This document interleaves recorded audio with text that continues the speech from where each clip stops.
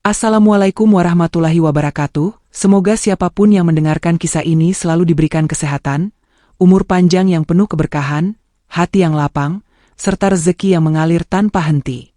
Semoga semua urusan kalian dimudahkan, segala kesedihan diganti dengan kebahagiaan, dan segala yang hilang akan diganti dengan sesuatu yang jauh lebih baik. Amin. Sebelum kita mulai cerita ini, silakan tuliskan asal daerah kalian di kolom komentar, agar kita bisa saling mengenal dan mendoakan satu sama lain dari kejauhan. Yuk kita mulai ceritanya. Rina berusia 35 tahun. Wajahnya masih cantik, dengan kulit yang halus dan mata yang lembut. Rambutnya hitam panjang, biasa diikat simpel agar tidak mengganggu saat bekerja di rumah. Tubuhnya sedang, tidak terlalu kurus dan tidak gemuk. Setiap hari, Rina bangun pagi sekali. Dia menyapu halaman, memasak sarapan, mencuci piring, dan merapikan seluruh rumah sebelum matahari benar-benar terang. Baginya, rumah adalah tempat paling penting di dunia. Di sana dia merasa tenang, di sana dia membangun mimpi kecil tentang keluarga yang bahagia. Suaminya bernama Andi. Usianya 42 tahun. Andi bekerja di sebuah perusahaan swasta sebagai kepala bagian. Penampilannya biasa saja, tidak terlalu tinggi, rambutnya mulai menipis di bagian depan, dan dia selalu memakai kacamata tipis saat membaca atau melihat ponsel. Dulu, senyum Andi membuat hati Rina berdegup cepat. Kini, senyum itu jarang sekali muncul untuknya. Andi berangkat kerja pukul 7 pagi dan sering pulang larut malam. Alasannya selalu sama: rapat, tugas mendadak, atau lembur. Rina selalu mencoba memahami. Dia tidak pernah marah. Dia hanya ingin Andi pulang dan merasa nyaman di rumah. Di rumah yang sama tinggal Dita, anak Andi dari pernikahan sebelumnya. Dita berusia 19 tahun. Ibunya meninggal saat Dita masih kecil, tepatnya berusia 10 tahun. Sejak itu, Andi membesarkan Dita sendirian sampai bertemu Rina 5 tahun lalu. Saat Rina pertama kali masuk ke kehidupan mereka, Dita baru 14 tahun. Gadis itu pendiam, mata besar, dan selalu memeluk boneka kecil. Rina langsung sayang pada Dita. Dia merawatnya seperti anak kandung. Mengajari belajar, memasak, menemani saat sakit, dan membelikan baju baru setiap ada uang lebih.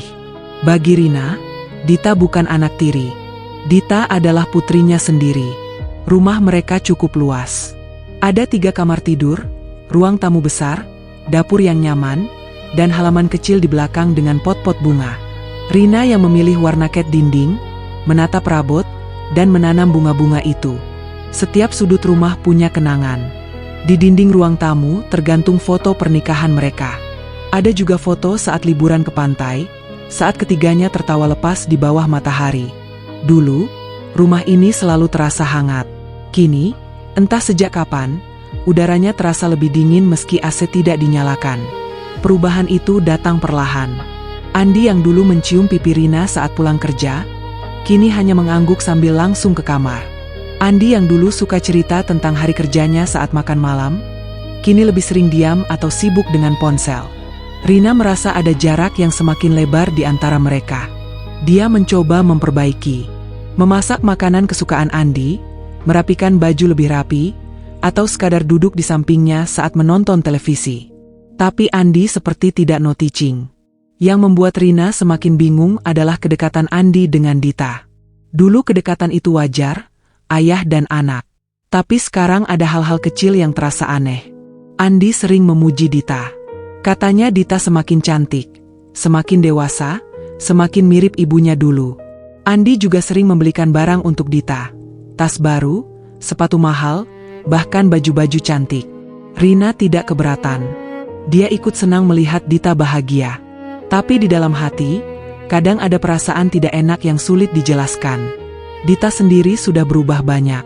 Dari anak kecil yang pemalu, kini dia remaja yang percaya diri. Tubuhnya sudah seperti wanita dewasa. Rambut panjang bergelombang, kulit putih mulus, dan dia suka memakai baju agak ketat di rumah. Saat makan malam, Dita selalu duduk di sebelah Andi. Mereka sering saling pandang dan tersenyum kecil. Rina duduk di seberang, mencoba ikut tersenyum.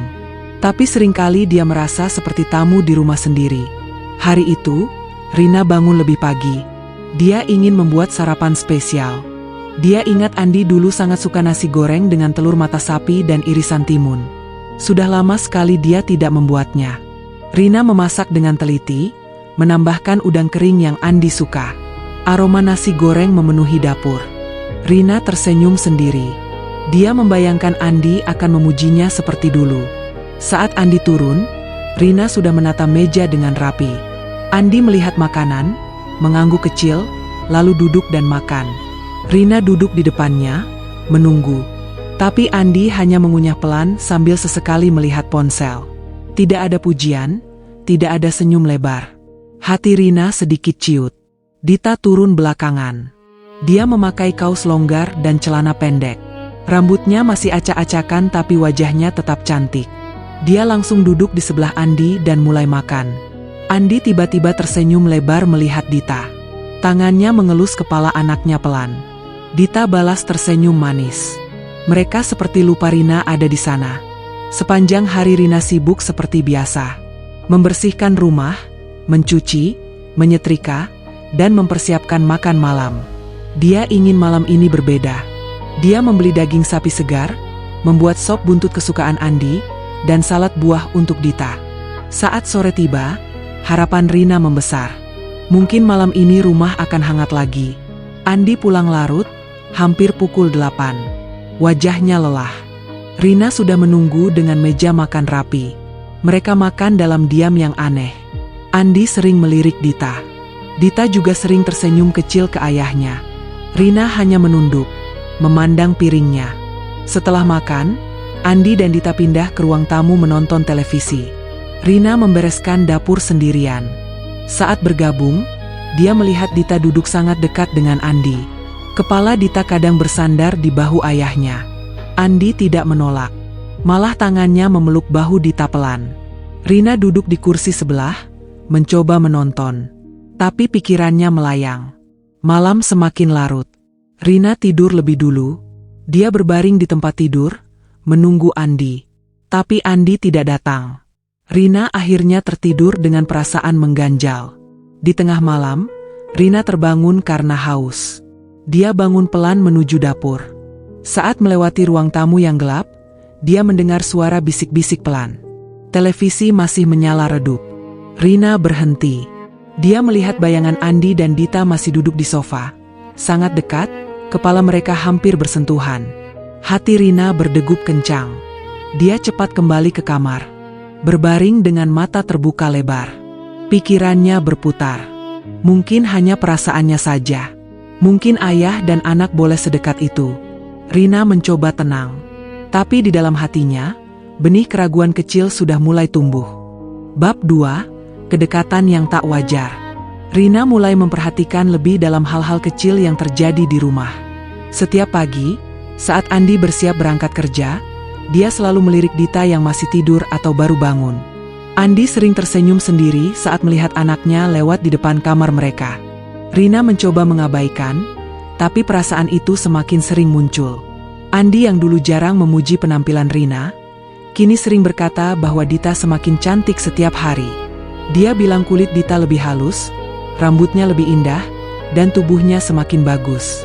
Rina hanya tersenyum tipis saat mendengar itu. Dia tidak mau cemburu pada anak sendiri. Andi juga mulai sering membelikan barang untuk Dita. Hampir setiap akhir pekan, dia pulang membawa tas belanja. Isinya baju baru, sepatu, atau aksesoris untuk Dita. Kadang baju tidur yang agak tipis, atau celana pendek yang pendek sekali. Rina melihat semua itu dan merasa aneh. Dita sudah besar, tapi Andi memperlakukannya seperti anak kecil yang harus selalu dimanja. Dita sendiri senang sekali. Dia langsung mencoba baju-baju itu di depan Andi dan berputar-putar agar ayahnya melihat. Andi selalu memuji dengan mata berbinar. Rina berdiri di sudut ruangan, merasa seperti tidak dibutuhkan lagi. Dita memang berubah banyak. Dia tidak lagi pemalu seperti dulu. Kini dia lebih berani memakai baju yang menunjukkan bentuk tubuhnya. Di rumah, dia sering memakai tank top ketat atau kaos yang pendek hingga perutnya terlihat. Celana pendeknya juga semakin minim. Rina pernah ingin mengingatkan, tapi dia urungkan. Dia takut Dita merasa ibu tirinya terlalu ikut campur. Lagi pula, Dita sudah dewasa. Dia kuliah semester akhir dan sering keluar rumah dengan teman-temannya. Tapi di rumah, sikap Dita berbeda saat bersama Andi. Dia sering tersenyum genit, mendekat, dan menyentuh lengan ayahnya lebih lama dari biasanya. Saat malam, kebiasaan mereka semakin jelas. Andi dan Dita sering duduk bersama di sofa ruang tamu menonton televisi. Rina ikut duduk, tapi posisinya selalu di kursi sebelah. Dita duduk sangat dekat dengan Andi. Kadang kakinya naik ke pangkuan ayahnya. Andi tidak marah. Malah dia membiarkan dan kadang mengelus kaki Dita pelan. Rina melihat itu semua dari sudut mata. Dadanya terasa sesak. Dia mencoba fokus pada acara televisi, tapi pikirannya tidak bisa diam.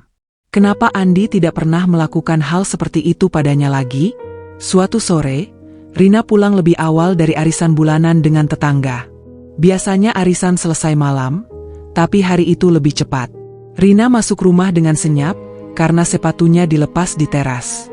Rumah terasa sepi. Dia meletakkan tas di meja makan dan berjalan ke dapur untuk minum. Saat melewati pintu dapur yang terbuka sedikit, Rina berhenti. Dia melihat Andi berdiri di belakang Dita. Dita sedang mengaduk sesuatu di kompor. Andi memeluk pinggang Dita dari belakang. Tangannya melingkar erat, dagunya bersandar di bahu anaknya. Mereka berdua seperti pasangan yang sedang mesra. Rina membeku di tempat. Napasnya tertahan.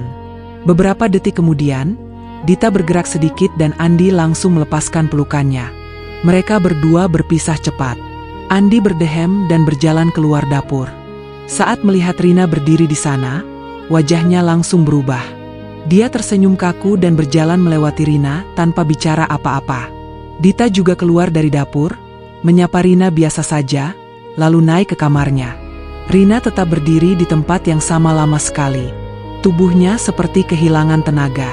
Apa yang baru saja dia lihat? Pelukan ayah dan anak biasa saja. Bukan? Tapi kenapa terasa begitu salah? Malam itu, saat mereka bertiga makan malam, suasana terasa tegang bagi Rina. Andi makan lebih cepat dari biasanya. Dita juga sering menunduk. Rina mencoba berperilaku normal. Dia menyajikan makanan, duduk, dan makan seperti biasa. Tapi di dalam hatinya, ada banyak pertanyaan yang berputar. Setelah makan, Andi langsung ke kamar bilang lelah. Dita juga naik ke atas. Rina membereskan meja sendirian. Saat mencuci piring, air matanya jatuh tanpa suara. Dia merasa bodoh.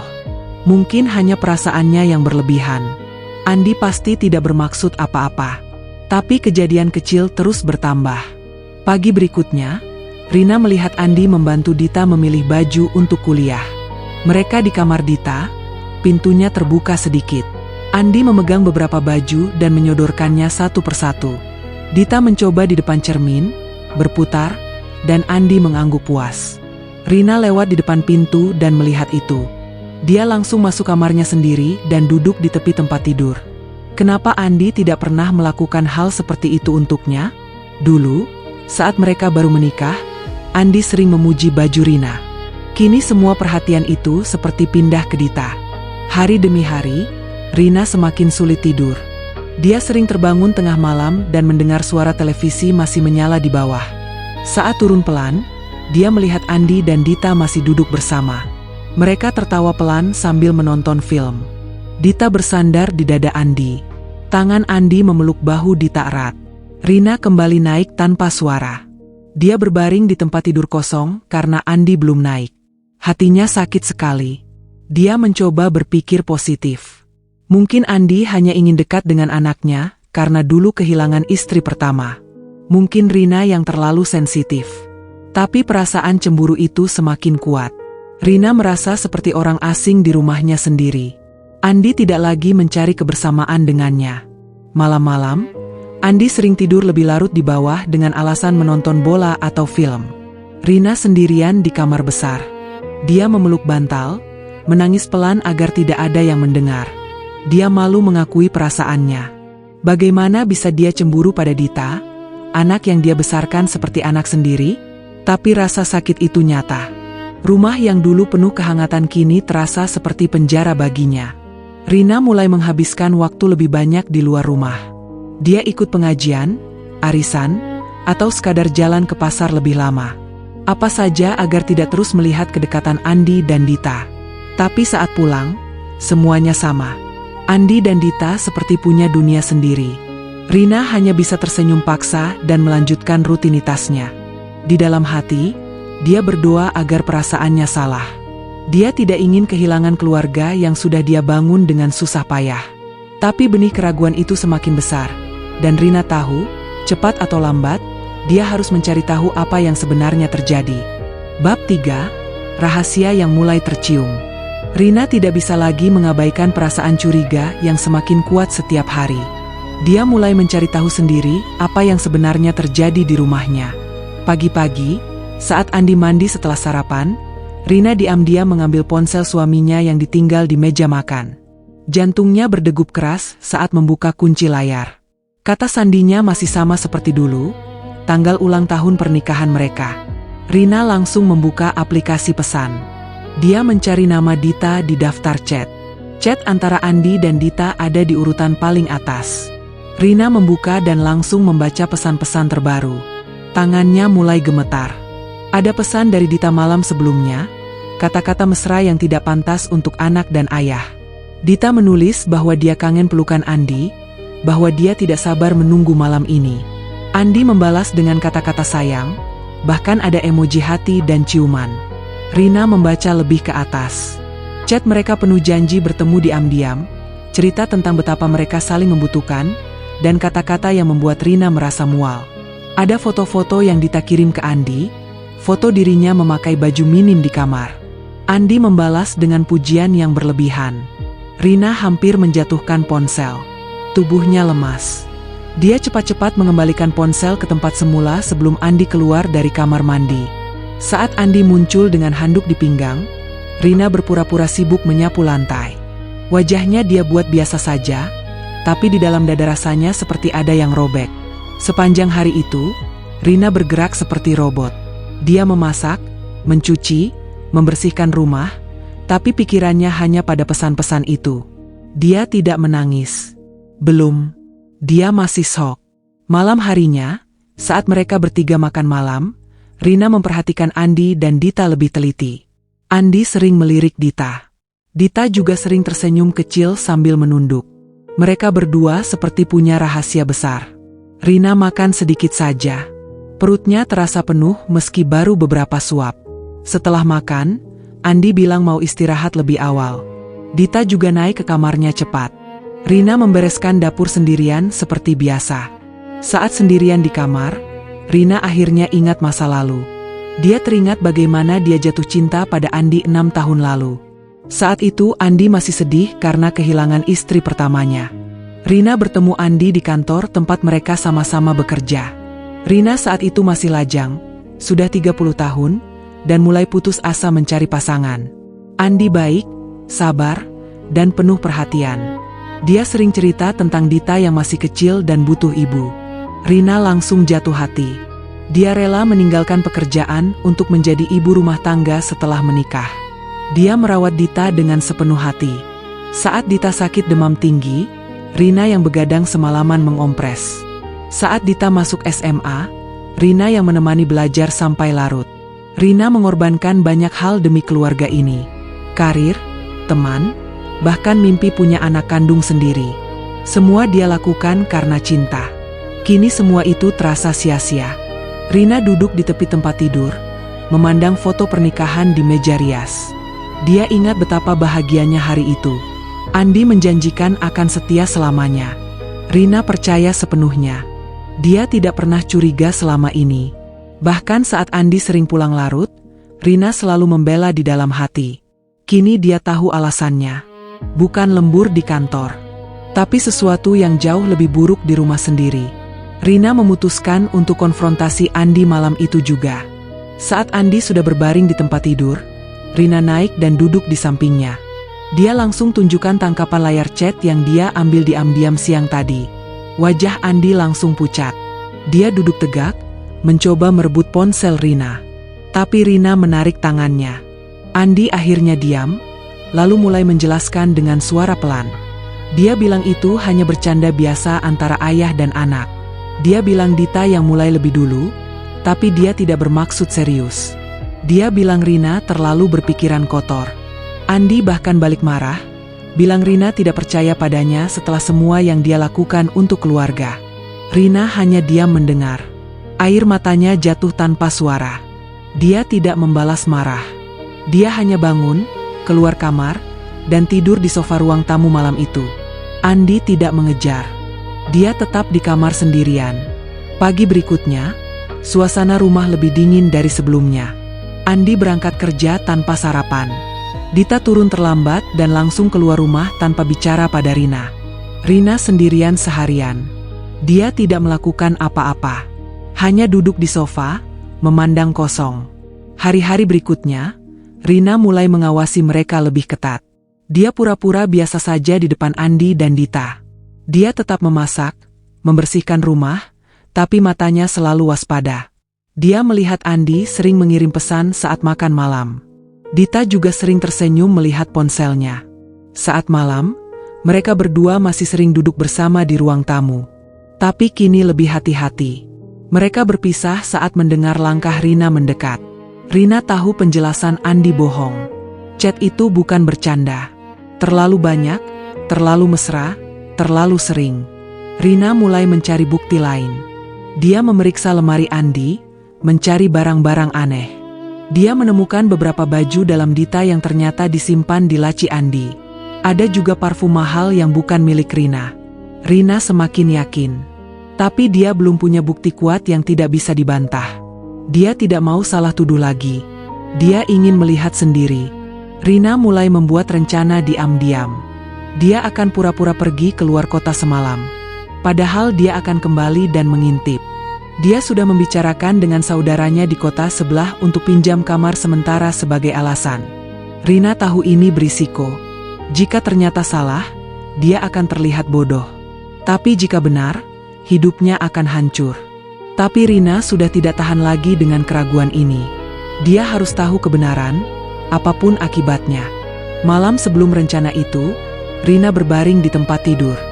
Andi sudah tidur di sampingnya, mendengkur pelan. Rina memandang langit-langit kamar gelap. Hatinya hancur berkeping-keping.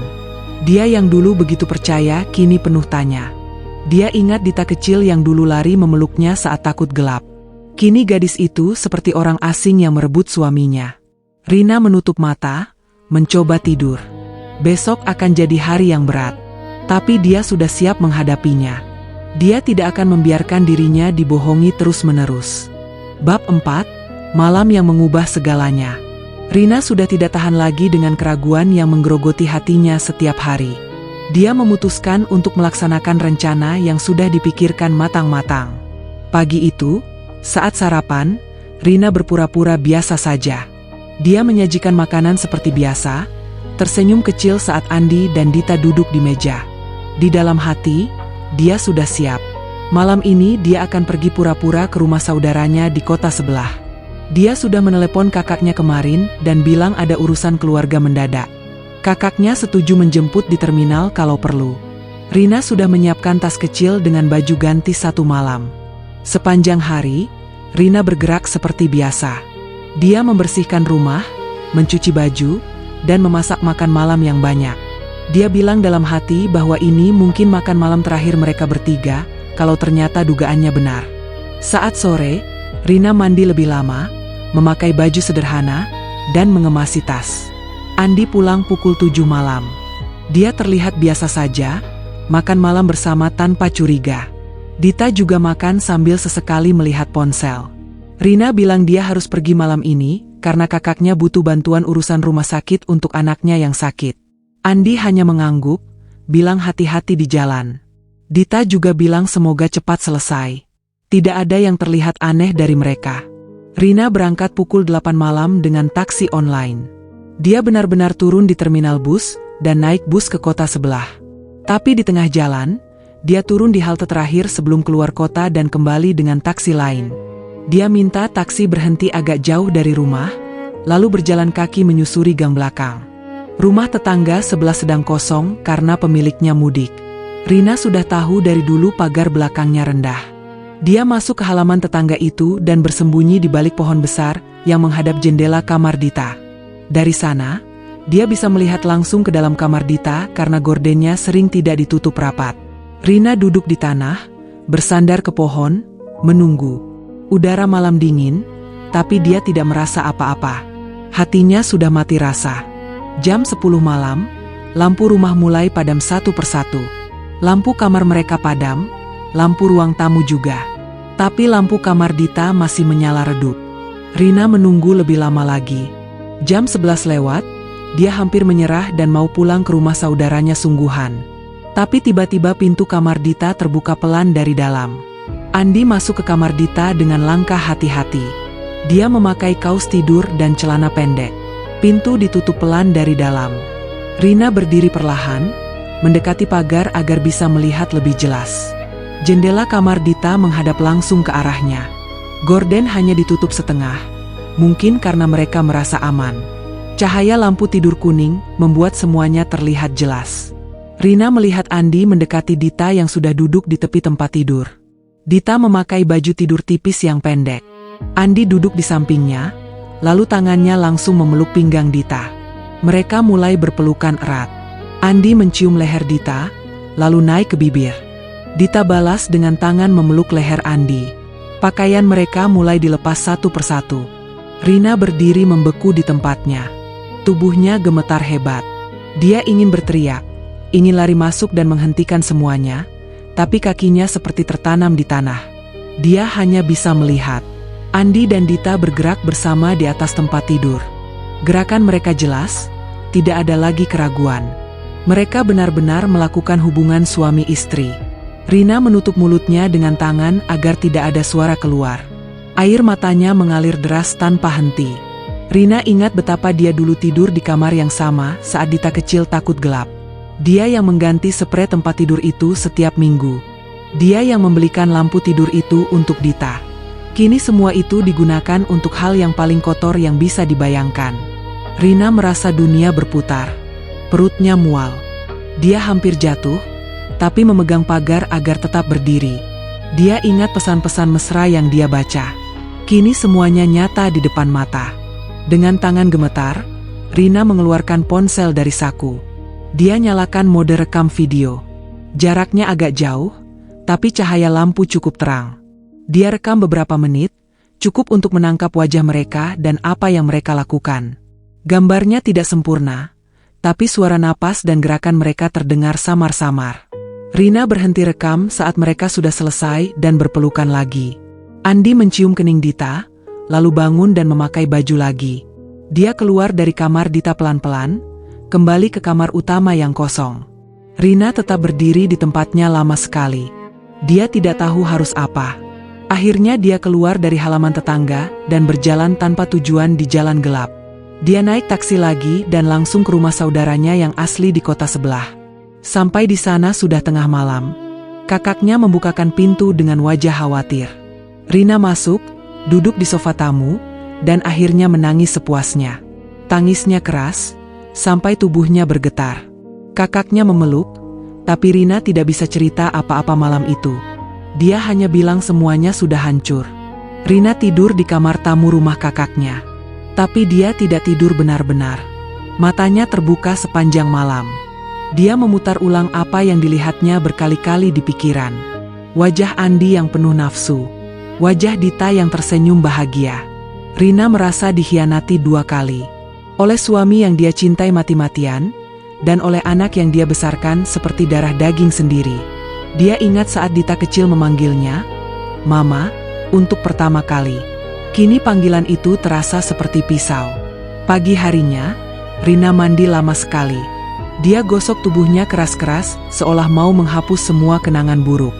Dia memandang cermin, wajahnya pucat dan mata bengkak. Tapi di dalam hatinya, ada api baru. Dia tidak lagi hanya sedih. Dia marah.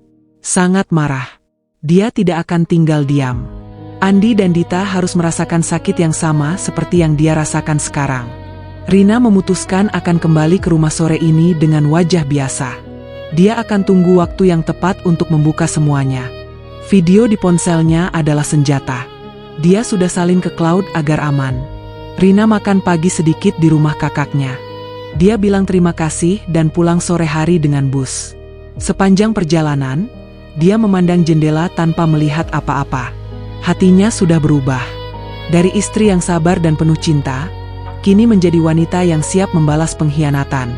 Malam yang baru lewat sudah mengubah segalanya. Tidak ada jalan kembali. Rina tahu, badai besar akan segera datang di rumahnya. Dan dia akan jadi pusat badai itu. Bab 5, Badai di dalam rumah. Rina kembali ke rumah sore hari dengan bus dari kota sebelah. Sepanjang perjalanan, wajahnya datar seperti batu. Dia tidak menangis lagi.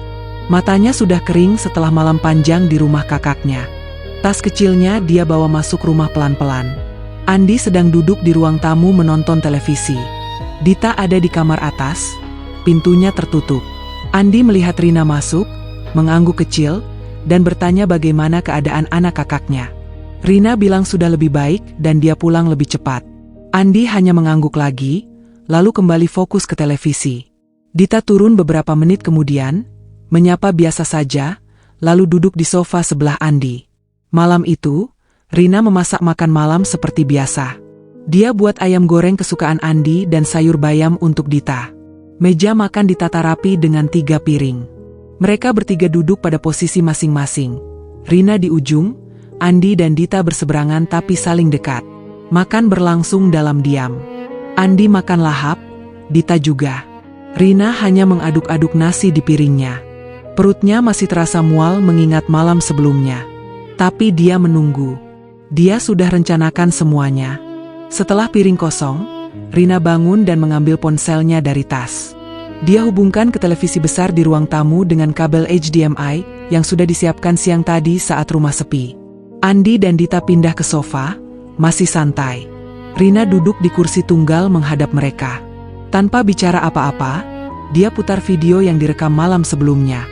Layar televisi langsung menampilkan kamar Dita yang remang-remang. Suara napas dan gerakan samar terdengar jelas dari speaker. Wajah Andi langsung berubah. Dia berdiri cepat, mencoba merebut remote dari tangan Rina. Tapi Rina sudah mengunci ponselnya. Video terus berputar beberapa menit. Cukup lama untuk menunjukkan wajah mereka berdua dan apa yang mereka lakukan. Dita menutup wajahnya dengan tangan, tubuhnya gemetar. Andi duduk kembali dengan wajah pucat. Dia mencoba bicara, bilang itu salah paham, bilang video itu palsu atau diedit. Tapi suaranya lemah, tidak meyakinkan. Rina matikan video. Ruangan jadi sangat sunyi. Dia pandang Andi dan Dita bergantian. Matanya dingin, tidak ada air mata lagi. Andi mulai memohon maaf. Dia bilang dia hilang kendali, bilang Dita yang memulai lebih dulu, bilang dia lemah dan bodoh. Dia bilang itu tidak akan terjadi lagi. Dita menangis terseduh-seduh, bilang dia cinta pada Andi, bilang dia tidak bisa melawan perasaannya. Rina hanya diam mendengar semua itu. Di dalam hatinya, kemarahan membakar habis semua rasa sayang yang tersisa. Tiba-tiba Rina bangun, ambil piring kotor dari meja makan, dan lempar ke lantai keras-keras. Piring pecah berantakan. Andi dan Dita kaget. Rina ambil gelas lagi, lempar ke dinding. Pecahannya berhamburan. Dia teriak histeris untuk pertama kalinya setelah sekian lama diam. Dia bilang dia merasa dikhianati 2 kali, oleh suami yang dia puja dan anak yang dia besarkan dari kecil. Dia bilang dia sudah korbankan segalanya untuk keluarga ini, tapi dibalas dengan hal paling kotor. Tubuh Rina gemetar hebat, tapi dia tidak berhenti. Dia ambil vas bunga di sudut ruangan dan hancurkan di lantai. Andi mencoba mendekat untuk tenangkan Rina, tapi Rina dorong dadanya keras hingga Andi mundur. Dita tetap duduk di sofa, menangis tanpa suara. Wajahnya pucat ketakutan.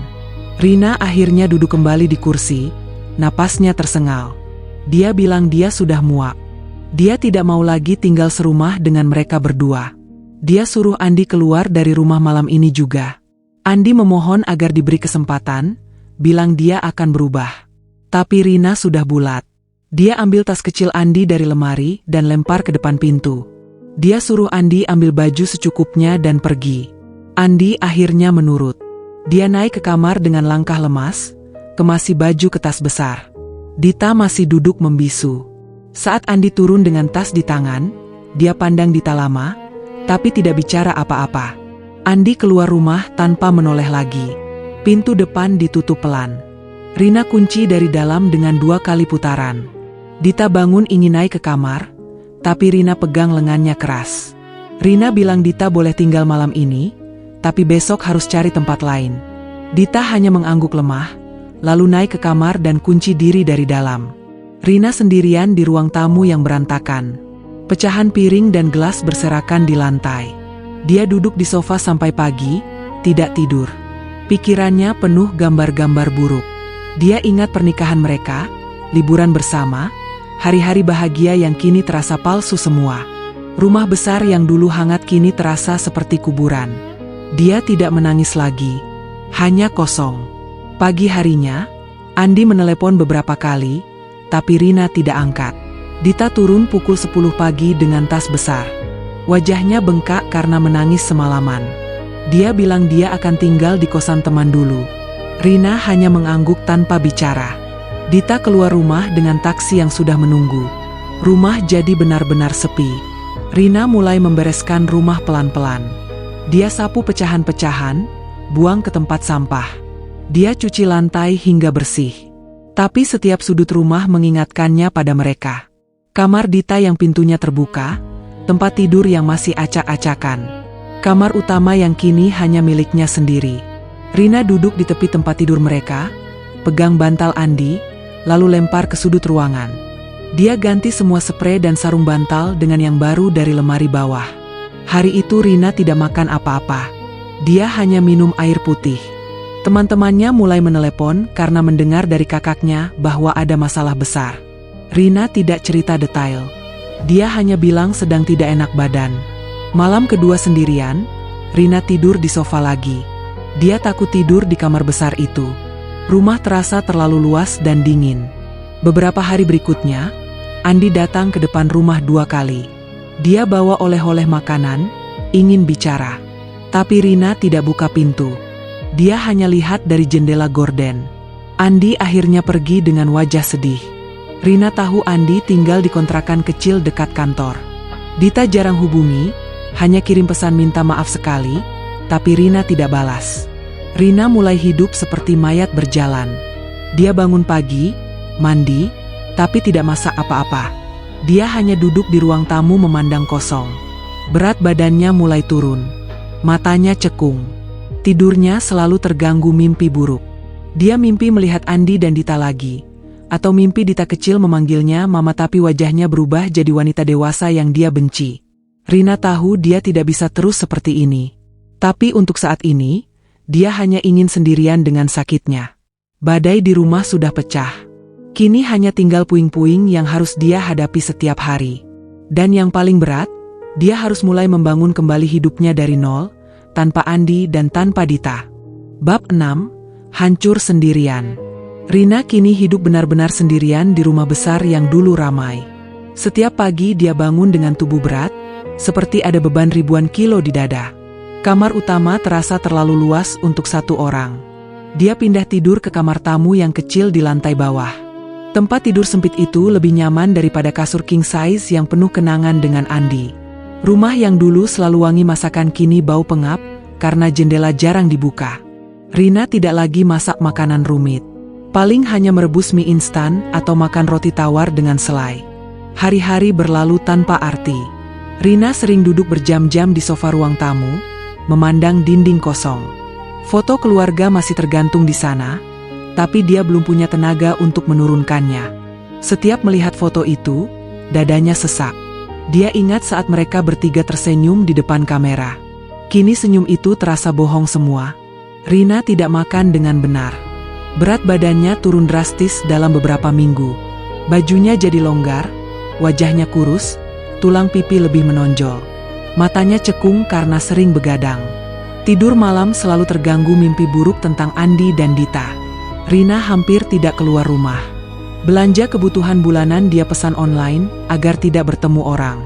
Tetangga mulai bertanya-tanya karena tidak lagi melihat Andi atau Dita. Beberapa datang ke depan pintu membawa makanan, tapi Rina hanya buka sebentar, bilang sedang tidak enak badan, lalu tutup lagi. Dia malu kalau orang tahu masalahnya. Pengkhianatan seperti ini terlalu memalukan untuk diceritakan. Ibu Rina akhirnya tahu dari kakaknya yang dulu menampung Rina malam itu. Ibu datang dari kampung dengan kereta, langsung ke rumah tanpa bilang dulu. Saat pintu dibuka, ibu langsung memeluk Rina erat. Rina akhirnya menangis di pelukan ibunya setelah sekian lama menahan. Ibu tinggal beberapa hari untuk menemani. Dia masak makanan bergizi, paksa Rina makan meski sedikit-sedikit. Ibu bereskan rumah yang mulai berdebu. Tapi saat ibu tanya apa yang sebenarnya terjadi, Rina hanya bilang Andi selingkuh dengan wanita lain. Dia tidak berani cerita detail tentang Dita. Terlalu sakit dan terlalu memalukan. Ibu pulang setelah seminggu karena harus jaga ayah yang sakit di kampung. Sebelum pergi, ibu peluk Rina lagi dan bilang harus kuat. Rina mengangguk. Tapi begitu pintu tertutup, dia kembali ke sofa dan duduk kosong. Rumah jadi sepi total lagi. Telepon dari teman-teman dia abaikan. Pesan dari Andi yang minta maaf dia hapus tanpa baca. Dita pernah kirim satu pesan panjang minta maaf. Bilang dia menyesal dan tidak bisa melawan perasaannya pada Andi. Rina baca sekilas, lalu hapus juga. Dia tidak balas apa-apa. Rina mulai sering mengingat masa lalu yang manis.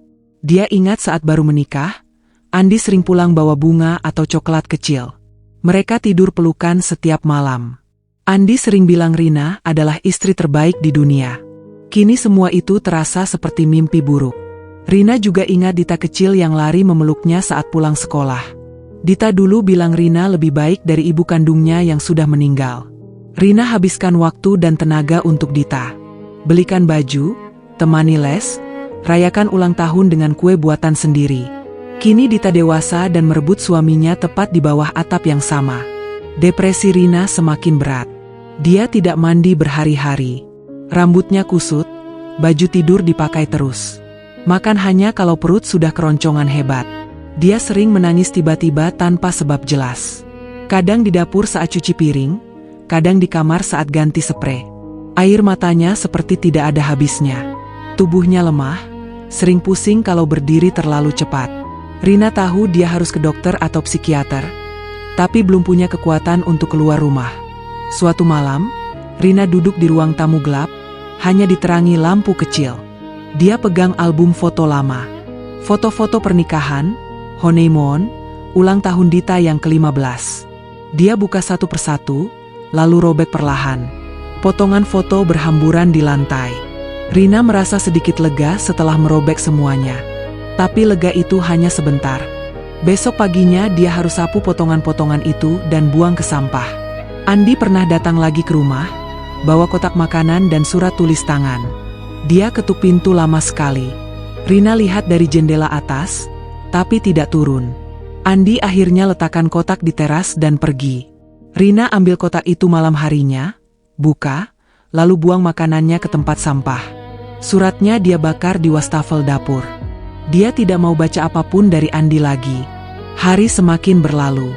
Rina mulai sadar dia tidak bisa terus begini. Tubuhnya semakin lemah. Suatu pagi, dia hampir pingsan saat bangun dari tempat tidur. Dia pegang dinding agar tidak jatuh. Saat itu dia ingat kata ibunya, harus kuat. Rina duduk di lantai kamar mandi air dingin lama sekali. Dia gosok tubuhnya, keramas, dan ganti baju bersih. Setelah itu, dia cari nomor psikiater yang pernah direkomendasikan teman dulu. Rina telepon klinik dan buat janji untuk besok pagi. Suaranya gemetar saat bicara di telepon, tapi dia berhasil. Malam itu dia tidur lebih nyenyak dari biasanya. Bukan karena bahagia, tapi karena lelah total. Pagi harinya, Rina pakai baju rapi, naik taksi online ke klinik.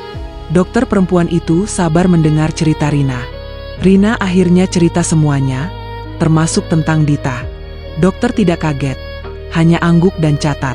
Rina diberi obat penenang ringan dan jadwal terapi mingguan.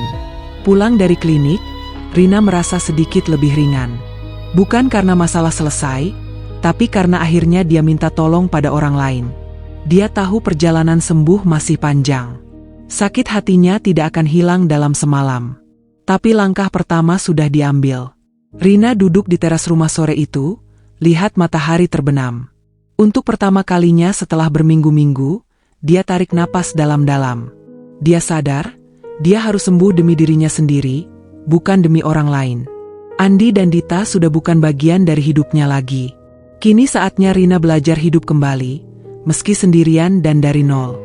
Bab 7, Perjuangan Bangkit Kembali.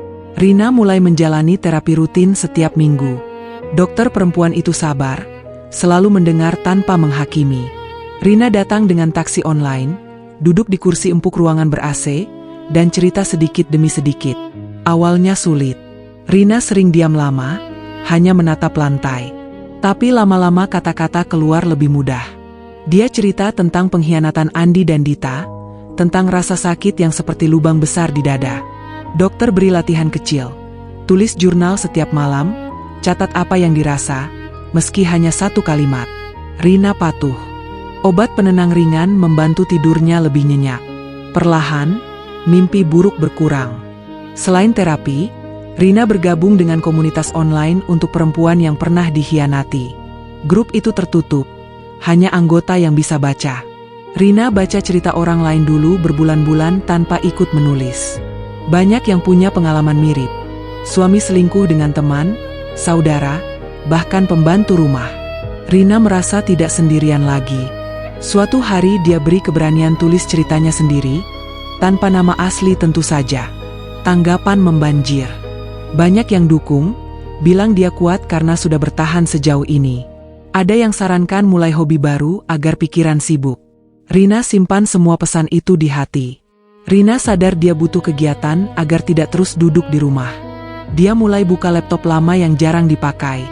Dulu sebelum menikah, Rina jago desain grafis sederhana. Dia install ulang program lama, lalu coba buat desain kaos atau stiker kecil. Awalnya hanya untuk iseng. Dia unggah ke akun media sosial baru yang khusus jualan online. Namanya, Desain Rina Simpel. Dia jual mural dinding digital, kartu ucapan, dan logo kecil untuk usaha rumahan. Pesanan pertama datang dari teman grup online. Hanya satu, tapi Rina senang sekali. Dia kerjakan malam-malam, kirim file, dan dapat transferan kecil. Uangnya tidak banyak, tapi rasa berguna itu kembali. Hari-hari jadi lebih teratur. Pagi Rina bangun, mandi, sarapan roti dan telur. Lalu buka laptop, cek pesanan, buat desain baru. Siang dia istirahat, jalan kaki keliling kompleks sebentar agar dapat udara segar. Sore masak makanan sederhana tapi bergizi. Sayur tumis, ikan goreng, nasi hangat. Malam terapi online atau tulis jurnal. Tubuhnya mulai naik berat badan lagi. Pipinya tidak sekurus dulu. Mata tidak lagi cekung. Rina beli baju baru 2 setel, yang agak cerah warnanya. Hitam dan abu-abu mulai ditinggalkan. Andi masih sering hubungi. Telepon hampir setiap hari, pesan minta maaf panjang-panjang.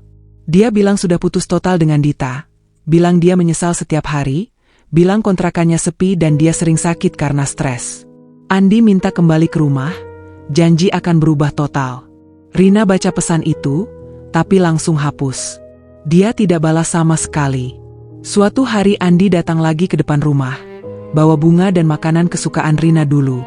Dia ketuk pintu lama. Rina lihat dari jendela atas, tapi tetap diam. Andi akhirnya letakkan barang di teras dan pergi.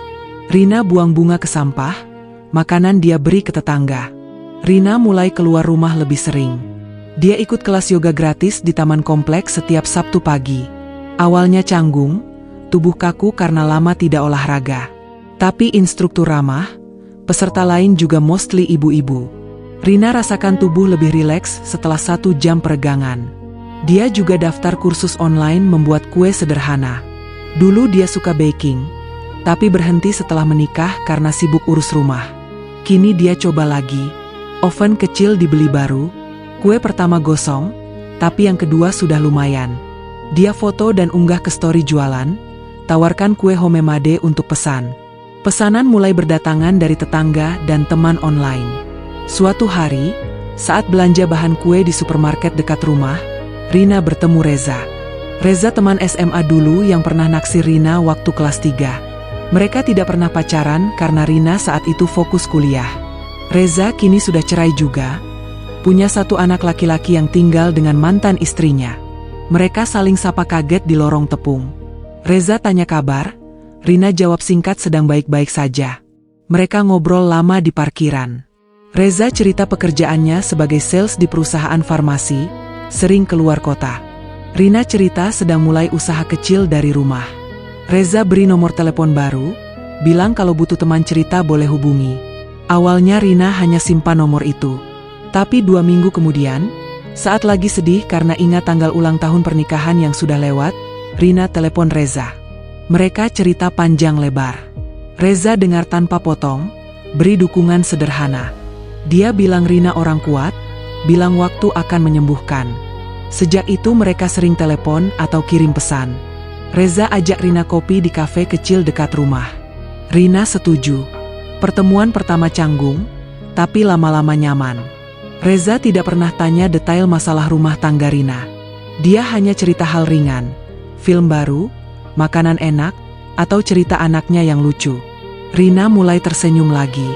Bukan senyum lebar, tapi senyum kecil yang tulus. Saat dapat pesanan besar desain undangan pernikahan, dia senyum sendiri di depan laptop. Saat kue bolu karamelnya laku 10 loyang dalam seminggu, dia merasa bangga. Tubuhnya lebih sehat, tidur lebih baik, pikiran tidak lagi penuh bayang-bayang Andi dan Dita setiap saat. Mereka masih ada di ingatan, tapi tidak lagi menguasai hari-harinya. Reza semakin sering ajak jalan. Mereka nonton film di bioskop, makan di warung sate pinggir jalan, atau sekadar duduk di taman sambil ngobrol. Reza selalu hormati batas Rina. Tidak pernah maksa atau buru-buru. Rina merasa aman bersamanya. Ada perasaan hangat yang lama hilang. Tapi Rina tidak mau terburu-buru. Dia masih dalam proses cerai resmi dengan Andi. Dokumen sudah diajukan lewat pengacara. Sidang pertama sebentar lagi. Malam itu, setelah terapi mingguan, Rina duduk di teras rumah. Angin sepoi, bintang kelihatan jelas. Dia minum teh hangat sambil lihat ponsel. Ada pesan dari Reza yang bilang semangat terus. Rina balas dengan stiker senyum. Untuk pertama kalinya setelah berbulan-bulan, Rina tersenyum lebar sendirian. Bukan karena semua masalah hilang, tapi karena dia mulai lihat harapan baru. Hidup tidak berhenti meski pernah hancur. Rina tahu perjuangan masih panjang, tapi dia sudah mulai berjalan lagi. Langkah demi langkah, hari demi hari, dia bangun kembali dirinya yang lebih kuat. Bab 8, Membakar Masa Lalu. Proses cerai Rina dengan Andi akhirnya memasuki tahap akhir. Pengacara sudah mengurus semua dokumen. Sidang pertama berjalan lancar meski hati Rina berdegup kencang saat masuk ruang pengadilan. Andi datang dengan wajah kusut, bajunya sederhana, tidak lagi rapi seperti dulu. Mereka duduk di bangku terpisah. Hakim tanya beberapa hal dasar, lalu jadwal sidang berikutnya ditentukan.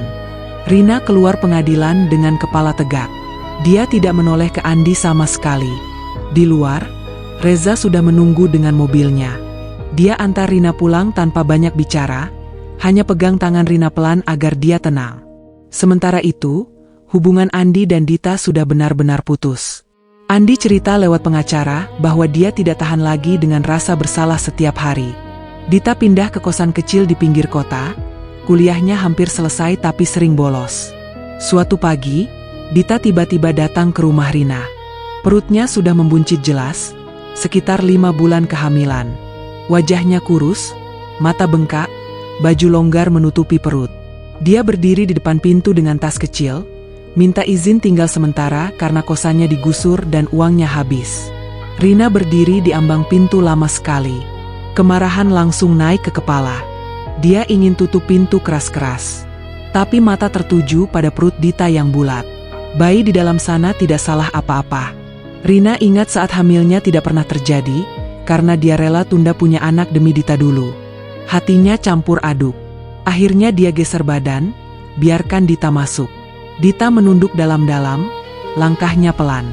Rina bilang syaratnya ketat. Dita tidur di kamar tamu kecil, tidak boleh hubungi Andi sama sekali, bantu pekerjaan rumah ringan, dan patuh semua aturan. Dita angguk cepat, air mata jatuh tanpa suara. Hari-hari pertama serumah lagi terasa aneh. Rina dan Dita jarang bertemu mata. Rina tetap jalani rutinitas.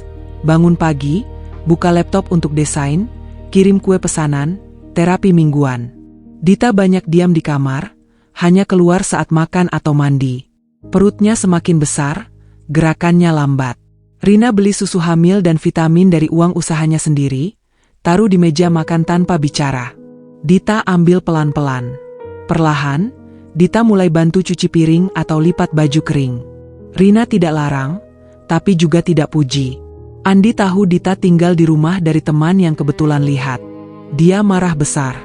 Telepon Rina berkali-kali, bilang Dita miliknya dan dia mau jemput paksa. Rina tidak angkat. Andi datang ke rumah 2 kali, ketuk pintu keras dan teriak dari luar pagar. Rina lihat dari jendela atas, tapi tidak turun. Tetangga mulai keluar rumah karena ribut.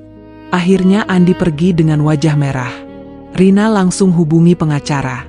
Dia tambah laporan polisi atas dasar hubungan terlarang yang dulu, pakai video rekaman sebagai bukti pendukung. Polisi datang ambil keterangan, Andi dipanggil juga. Wajahnya semakin kusut setelah itu. Sidang cerai kedua berlangsung. Andi tidak banyak membela diri. Dia akui semua kesalahan di depan hakim. Harta gonogini dibagi. Rumah tetap milik Rina karena dia yang bayar cicilan terbanyak selama ini. Tabungan dibagi 2, mobil kecil untuk Andi. Andi hanya minta maaf berkali-kali lewat pengacara. Rina tegar duduk di bangku saksi. Matanya tidak basah lagi. Dia sudah terlatih menahan semua rasa sakit. Saat hakim ketuk palu, cerai resmi. Rina keluar ruangan dengan langkah mantap. Reza jemput lagi, kali ini bawa makan siang favorit Rina. Mereka makan di mobil sambil ngobrol ringan. Rina merasa beban besar terlepas dari pundaknya. Kembali ke rumah, Dita semakin sering sakit punggung dan mual. Rina bawa ke dokter kandungan terdekat. USG tunjukkan bayi laki-laki sehat. Dita pegang foto USG itu lama sekali di kamar. Rina lihat dari pintu, tapi tidak masuk. Malam harinya, Dita taruh foto itu di meja makan dengan catatan kecil terima kasih. Rina ambil foto, lihat sebentar, lalu simpan di laci. Hatinya mulai luluh sedikit demi sedikit. Bukan memaafkan Dita sepenuhnya, tapi sebagai sesama perempuan yang pernah hamil atau merawat anak, dia tahu bayi itu butuh kasih sayang. Andi semakin susah. Dia pindah kontrakan lebih kecil, sering telat bayar karena tagihan menumpuk. Dia kirim pesan minta maaf lagi, bilang dia sakit dan butuh bantuan. Rina hapus semua. Dia fokus pada usaha yang semakin ramai. Pesanan desain dan kue meningkat, terutama menjelang akhir tahun. Reza bantu antar pesanan besar kalau jadwalnya longgar. Mereka semakin dekat. Reza ajak Rina ke rumahnya suatu akhir pekan, kenalkan dengan anak laki-lakinya yang lucu dan ramah. Anak itu langsung suka pada Rina karena dia bawa kue buatannya. Dita masuk bulan ke-8. Perutnya sangat besar, tidur sering terganggu. Rina beli bantal hamil dan taruh di kamar tamu tanpa bicara. Dita pakai setiap malam. Suatu malam Dita kontraksi palsu, ketakutan, keluar kamar cari Rina yang masih bangun kerja di laptop. Rina langsung bawa ke rumah sakit terdekat. Dokter bilang belum waktunya, hanya kontraksi latihan. Pulang ke rumah jam 3 pagi, Rina temani Dita tidur di kamar tamu sampai pagi. Pagi itu, untuk pertama kalinya, Rina pegang perut Dita pelan saat bayi tendang keras. Dita menangis pelan. Rina tidak bicara apa-apa, hanya tarik tangan saat tendangan lagi. Rina tahu memaafkan tidak sama dengan melupakan. Dia masih sakit setiap ingat malam itu. Tapi dia juga tahu dendam tidak akan sembuhkan apa-apa. Bayi yang akan lahir itu cucunya secara darah, meski dari hubungan yang salah. Rina mulai siapkan perlengkapan bayi pelan-pelan. Popok, baju baru lahir, botol susu. Dia beli dari hasil usaha sendiri. Dita lihat semua itu, hanya bisa menunduk dan bantu lipat baju kecil-kecil. Sidang terakhir polisi selesai. Andi dapat peringatan keras dan wajib lapor bulanan. Dia tidak lagi berani datang ke rumah. Hidupnya semakin sulit sendirian. Rina tidak peduli lagi.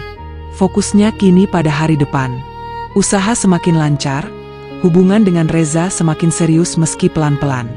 Reza sering menginap di rumah kalau akhir pekan, tidur di sofa karena Dita masih ada. Mereka bertiga makan malam bersama kadang. Suasana tenang meski tidak hangat seperti keluarga biasa. Masa lalu mulai terbakar habis di hati Rina. Dia buang semua barang Andi yang tersisa. Baju lama, jam tangan, foto-foto. Dia bakar di halaman belakang malam-malam sendirian. Api kecil menyala, asap naik ke langit. Rina berdiri lama memandang bara sampai padam. Besok paginya, abu dia buang ke tempat sampah. Rumah terasa lebih bersih, lebih miliknya sendiri. Rina tahu, babak baru sudah dimulai. Dengan atau tanpa maaf dari siapapun, dia sudah memilih untuk maju. Sakit tetap ada, tapi tidak lagi menguasai hidupnya. Bab 9, Cahaya di Ujung Gelap. Rina akhirnya resmi bercerai. Putusan pengadilan keluar pagi itu. Dia dapat hak penuh atas rumah besar yang sudah dibayar lunas dari hasil kerja kerasnya sendiri. Tabungan dibagi 2, tapi Rina tidak peduli uang Andi. Mobil kecil dia serahkan saja. Yang penting, nama Andi sudah tidak lagi tertera di dokumen keluarga. Rina pulang dari pengadilan dengan taksi sendirian.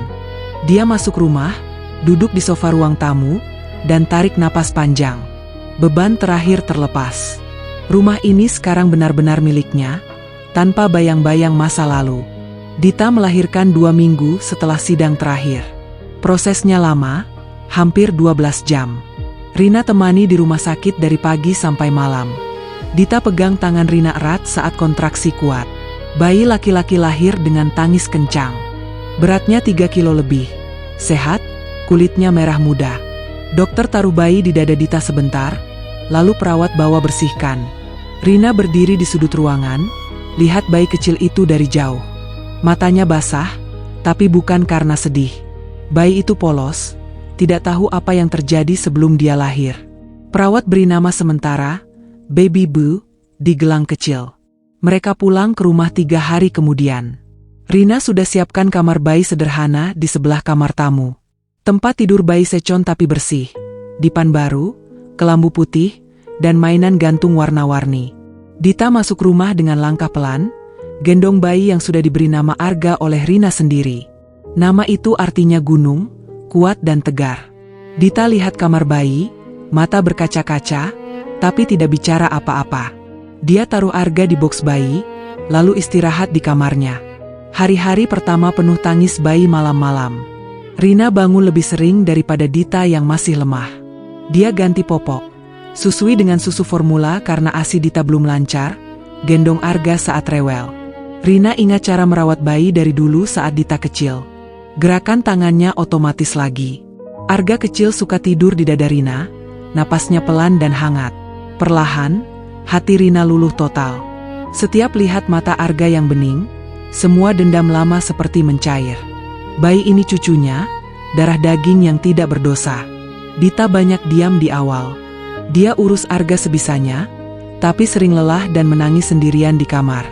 Rina taruh makanan bergizi di meja kamar Dita. Sup ayam, buah potong, susu hangat. Dita makan pelan-pelan. Suatu malam, saat Arga tidur nyenyak, Dita duduk di dapur sambil lihat Rina cuci botol susu. Air matanya jatuh lagi. Rina tidak bicara, hanya taruh tisu di meja. Keesokan harinya, Dita mulai bantu lipat baju bayi dan cuci piring kecil. Hubungan mereka tidak hangat seperti ibu dan anak lagi, tapi sudah seperti 2 perempuan dewasa yang saling bantu di rumah sama. Andi pernah hubungi sekali setelah tahu Arga lahir. Dia minta lihat bayi lewat pengacara. Rina tolak mentah-mentah. Andi kirim pesan panjang, bilang dia menyesal setiap hari, bilang hidupnya susah, sering sakit, kontrakan kecil, kerja terancam. Rina baca sekilas, lalu blokir nomornya selamanya. Dia tidak mau lagi dengar apapun dari Andi. Pria itu sudah jadi masa lalu yang tidak perlu diingat lagi. Usaha Rina semakin lancar. Pesanan desain grafis datang dari mana-mana, terutama undangan digital dan logo usaha kecil. Kue homemade juga laku keras, terutama bolu dan brownies. Rina rekrut 1 pembantu datang 3 kali seminggu untuk bantu bersihkan rumah dan cuci baju besar. Uang masuk cukup untuk hidup nyaman, bayar tagihan, dan nabung sedikit. Dia beli laptop baru yang lebih cepat, oven besar untuk produksi kue lebih banyak. Rumah mulai ramai lagi, tapi kali ini dengan aroma kue panggang dan suara mesin printer. Reza semakin sering datang. Dia bawa anaknya, Raffi, setiap akhir pekan. Raffi umur 8 tahun, lucu, Suka main dengan Arga meski bayi itu masih kecil. Mereka duduk di ruang tamu. Raffi pegang Arga hati-hati sambil Rina awasi. Reza bantu Rina antar pesanan besar kalau jadwalnya kosong. Hubungan mereka berkembang pelan tapi pasti. Reza ajak Rina jalan berdua ke pantai saat Dita bisa jaga Arga sendirian. Mereka duduk di pasir, lihat ombak, pegang tangan. Reza bilang dia serius, tidak mau buru-buru, tapi ingin jadi bagian hidup Rina. Rina angguk pelan. Dia sudah siap buka hati lagi. Suatu sore, Rina dan Reza resmi pacaran. Reza bawa cincin sederhana, bukan lamaran, hanya tanda. Rina pakai di jari manis tangan kanan. Mereka rayakan kecil-kecilan di rumah dengan makan malam buatan Rina. Dita ikut duduk di meja, gendong Arga yang sudah mulai tersenyum. Raffi datang malam itu juga. Rumah penuh tawa anak kecil untuk pertama kalinya setelah lama sepi. Waktu berlalu cepat. Arga sudah 6 bulan. Mulai merangkak dan panggil, "Mama," pada Dita. Dita kuliah selesai secara online, mulai cari kerja paruh waktu dari rumah. Dia bantu Rina urus pesanan kue saat bayi tidur. Rina lihat Dita berubah jadi ibu yang bertanggung jawab. Masa lalu masih ada di ingatan, tapi tidak lagi menyakitkan setiap hari. Rina sudah belajar memaafkan demi Arga, demi kedamaian sendiri. Pagi itu, Rina bangun lebih awal seperti biasa. Dia buka jendela kamar, lihat matahari terbit perlahan. Langit merah jingga, burung berkicau di pohon depan rumah.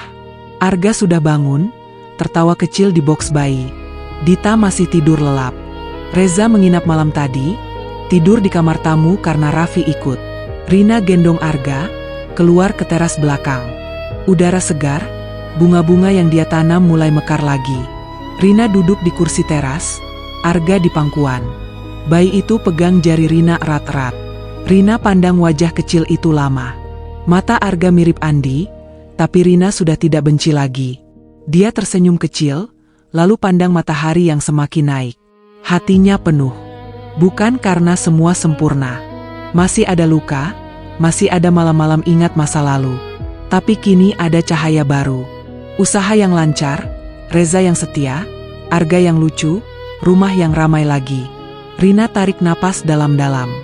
Dia bisik pelan pada dirinya sendiri sambil peluk Arga erat. Hidup pernah hancur total, tapi dia bangun lagi. Lebih kuat, lebih bijak, lebih tahu arti bahagia sejati. Dia pantas bahagia. Dan kini, bahagia itu sudah datang, pelan-pelan, tapi pasti. Matahari sudah tinggi. Hari baru dimulai. Rina berdiri, gendong Arga masuk rumah. Pintu tertutup pelan, tapi cahaya tetap masuk lewat jendela-jendela terbuka lebar.